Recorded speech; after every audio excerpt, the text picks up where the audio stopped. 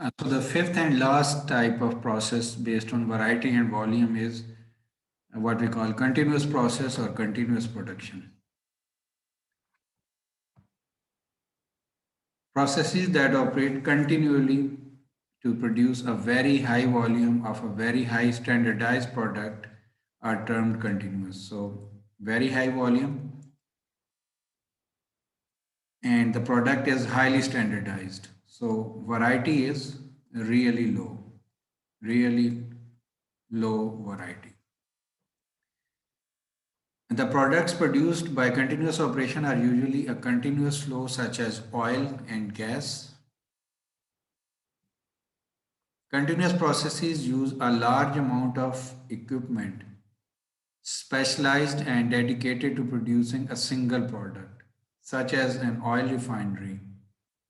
Someone asked about capital expenditure, so equipment is highly specialized and it is dedicated, and of course, plant construction is very expensive. It requires a lot of expenditure to construct the plant, but operating charges, operating expenditures are relatively low. To make this large investment in dedicated equipment cost effective, continuous processes generally operate 24 hours a day. So, as the name implies, continuous production. So, plant runs continuously for 24 hours for many months. And then there is, of course, a shutdown, annual shutdown, and then there is a repair and maintenance that is carried out during that shutdown or overhaul period. So that is also a unique characteristic of this process because this is the only process that actually runs continuously without any stoppage. And if the plant stops, it takes a lot of time to restart.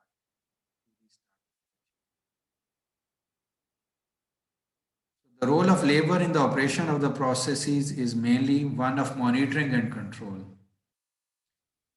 So generally, the labor, apart in contrast to other processes that we discussed, here the labor does not come in direct contact with the product during production.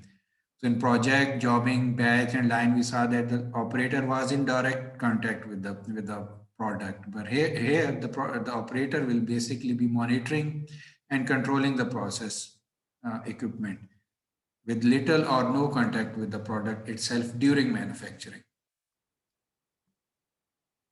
Examples are oil refineries, fertilizer plant, and cement plant. So the volume is really high in a unit time and variety is negligible. It's very low. So examples are again oil refinery. It's an example of a continuous process, and cement plant is also an example of a continuous process. If you have any questions, you can ask.